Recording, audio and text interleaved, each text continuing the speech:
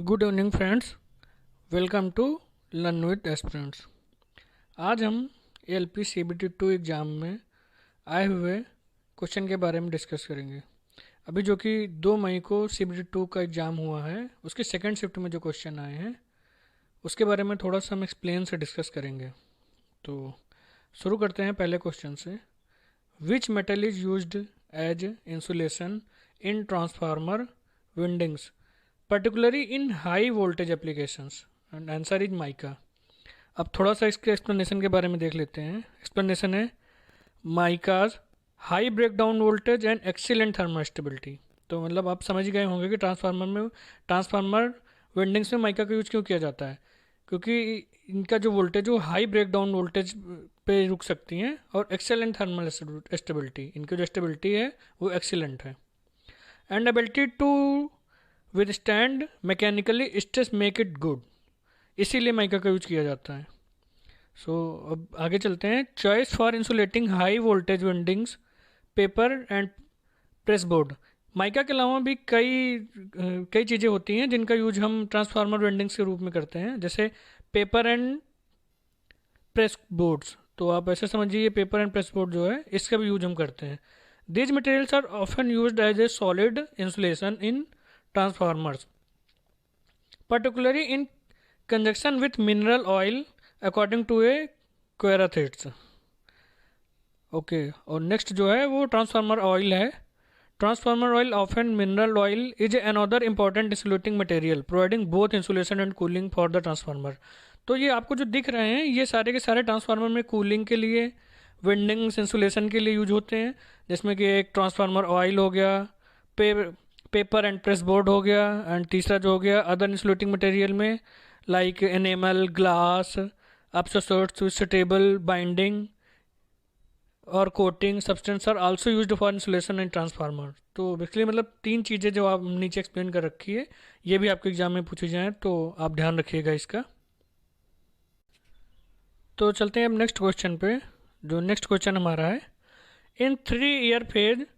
In 3 phase star connection the phase angles between any 2 phases is 180 degree. Answer क्या है? 180 degree. तो अब explanation की बात करें इसकी तो इसमें है, in a 3 phase system the order in which the voltage attain their maximum positive value is called phase sequence. आप समझ रहे हैं इसको? ये कह रहा है कि इन 3 phase system the order in which voltage attain the maximum positive value, जहाँ पे वोल्टेज अपनी मैक्सिमम पॉजिटिव वैल्यू अटेन करता है उसी को हम फेज सीक्वेंस कहते हैं। देर आर 3 वोल्टेज और EMF इन 3 phase सिस्टम। और 3 phase सिस्टम में 3 वोल्टेज और EMF होते हैं with the same magnitude but the frequency is displayed by the an angle of 120 and 240 electrically. तो फ्रिक्वेंसी जो डिस्प्ले होती है जो उसका मैग्नीट्यूड सेम होता है बट जो एंगल होता है वो डिफरेंस होते हैं, जैसे 120 एंड 240 इलेक्ट्रिकली, ये दोनों हो सकते हैं। तो अब नेक्स्ट जो आने वाला एग्जाम उसके लिए याद रखिएगा कि 240 डिग्री भी होता है, वो थ्री फेज स्टार कनेक्शन के लिए भी वैलिड होता है। ओके, अब चलते हैं क्वेश्चन नंबर 3 पे। तो क्वेश्चन नंबर 3 है, which circuit element will oppose the change in circuit current? Inductance. वैसे तो इंडक्टेंस किस पे काम करता है आप लोगों को पता ही होगा। तो बेसिकली जो इंडक्टेंस काम करता है वो करता है Lenz law. When a voltage is generated by a change in magnetic flux according to Faraday's law, the polarity of the induced voltage in an inductor is such that it produces a current whose magnetic field opposes the change which produced it. Lenz law and Faraday law ये भी आपके लिए काफ़ी important law है, तो ये याद रखिएगा, ये आने वाले एग्जाम के लिए भी काफ़ी इंपॉर्टेंट हो सकते हैं आपके लिए। अब चलते हैं क्वेश्चन नंबर 4 पे। तो क्वेश्चन नंबर 4 है, what is the formula of frequency? Formula of frequency is 1 upon covered period. अब यहाँ पे देखिए एक इमेज लगा रखी है, अब इमेज से समझिए।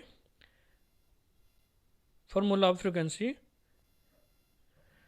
Is equal to 1 upon T, frequency is equal to V upon lambda, frequency is equal to omega upon 2 pi. और जहाँ पे F is the frequency in hertz, frequency जो होती है वो पूछा जाए तो इसका मापन इसमें होता है, दैट्स कॉल्ड हर्ट्स। और where the T is the time to complete 1 cycle in second, capital T is the time, और V is the wave speed and lambda is the wavelength of the wave and omega is the angular velocity, angle frequency. तो ये चीज़ें जो हैं आपके फार्मूले के लिए इंपॉर्टेंट हैं। या तो आपसे सीधे सीधे फार्मूला पूछा जा सकता है, अगर फार्मूला नहीं पूछा जाता है तो आप ये याद रखिएगा कि F T V lambda omega इनको कहते क्या हैं। ओके, तो अब चलते हैं नेक्स्ट क्वेश्चन पे। तो नेक्स्ट क्वेश्चन है हमारा काइनेटिक एनर्जी हैविंग फार्मूला। तो काइनेटिक एनर्जी का जो फार्मूला होता है वो होता है 1/2 mv², मतलब अगर कहें तो हाफ mv²। और एक्सप्लेनेशन इसकी बात करें तो where kinetic K is the kinetic energy measured in joules. Kinetic energy के जो मापन होता है, जो मेजरिंग होती है वो जूल्स में होती है। ये भी आप रखिएगा, किस में होती है, जूल्स में होती है। ओके, तो where M is the mass of the object. M जो होता है मास ऑफ द ऑब्जेक्ट होता है जिसके हमें काइनेटिक एनर्जी निकालनी होती है। And V is the velocity of speed object meters per second.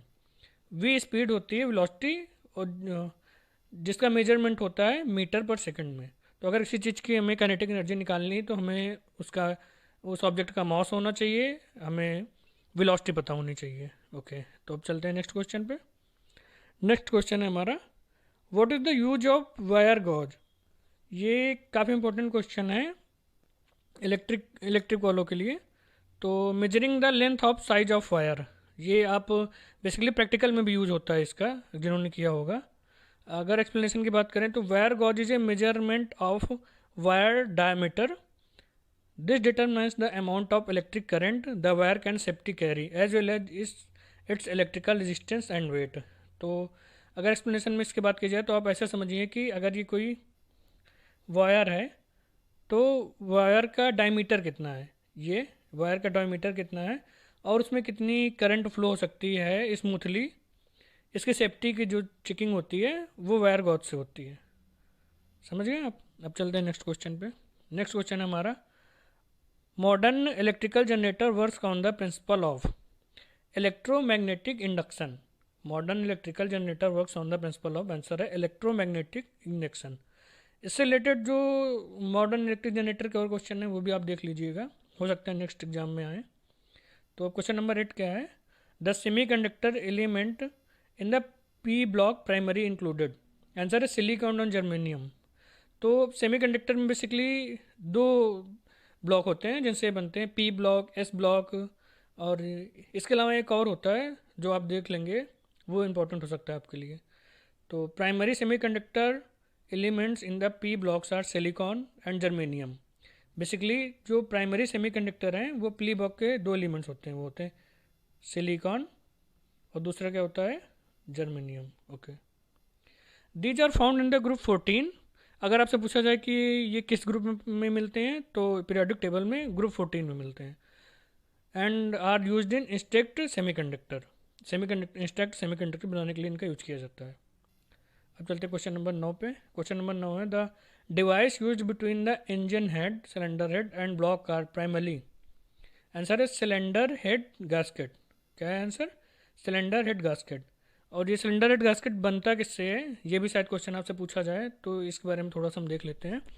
Copper asbestos gasket, steel asbestos copper gasket, steel asbestos gasket, single steel rigid gasket. समझ गए आप, ये चार हैं जिनसे बनते हैं, copper, steel, single steel, rigid gasket.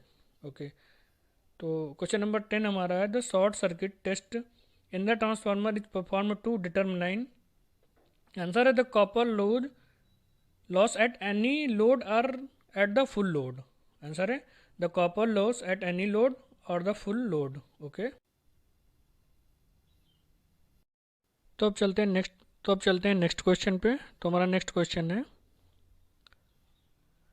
Motor bearings are cooled primary through air flow. तो मोटर बियरिंग्स जो कूल की जाती हैं वो एयर फ्लो के द्वारा कूल की जाती हैं। उसके अलावा मोटर बियरिंग्स को कूल करने के और भी कई सारे ऑप्शंस होते हैं हमारे पास, जिनको थोड़ा सा हम एक्सप्लेनेशन से समझ सकते हैं। जैसे सबसे पहला जो ऑप्शन है हमारे पास वो है एयर कूलिंग का। तो in this method release on moving air over the bearing housing to transfer heat to surrounding environment. It's simple and cost effective solution especially for smaller motor. जो एयर कूलिंग सिस्टम होता है ये छोटी motor के लिए use किया जाता है और ये काफ़ी मतलब सस्ता होता है। जैसे स्मॉल मोटर जो हमारे पास छोटी छोटी मोटर होती हैं, उनमें मैंने कूलेंट की ज़रूरत होती है, ना में उन्हें पानी डालना पड़ता है। तो ये जो नॉर्मल मोटर हमारे घरों में लगी होती हैं वो एयर कूलिंग पर काम करती हैं। समझ गए होंगे आप। और दूसरा जो है वो है oil cooling. In this method, oil is circulated through the bearing houses to absorb and dissipate heat. This is often used in larger motors. Electric vehicle, जैसे important ये आप समझिए, electric vehicle और industrial system where higher cooling efficiency is needed. तो ये आप ऐसा समझिए कि ऑयल कूलिंग जो होती है, ऑयल कूलिंग किन मोटर में यूज किया जाता है? जो हाई इफिशियंसी होती हैं, जैसे कार की मोटर और हमारे ट्रक की मोटर्स, बस में मोटर्स जो लगी होती हैं और बड़ी कंपनियों में जो मोटर्स लगी होती हैं उनमें हम ऑयल कूलिंग डालते हैं। मतलब वो एक तरह का ऑयल आता है जो कूलेंट का काम करता है हमारे। अब तो मतलब बाइक में भी, हमारे यहाँ जो बाइक्स आती हैं उनमें भी ऑयल कूलिंग मोटर आने लगी हैं। और थर्ड जो है वो जो वाटर कूलिंग, ये क्या है? Water for very high speed application और when dealing with particularly high heat generation, water cooling में भी necessary to maintain bearing temperatures. Water cooling जो होती है वो आप ऐसा समझिए कि जो मोटर हमने आसपास देखी होगी, जैसे जनरेटर होता है इलेक्ट्रिक के लिए, उसमें हम जो यूज़ करते हैं, जो वाटर मोटर का यूज़ करते हैं। और पहले जो हमारे पास मशीन्स आती थी, मोटर्स आती थी, उनमें भी हम वाटर कूलिंग का यूज़ करते थे। अब धीरे धीरे टाइम के साथ चेंजेस आने लगे हैं, हम ऑयल कूलिंग यूज करने लगे, एयर कूलिंग यूज करने लगे। नहीं तो पहले हम वाटर कूलिंग मोटर ही यूज करते थे। तो ये समझ गए होंगे आप। अब चलते हैं अपने लास्ट क्वेश्चन पे। जो लास्ट क्वेश्चन हमारा है, the armature reaction and leaks resistance drop of a synchro synchronous generator can be determined. Answer इसका by OC and Z P F test.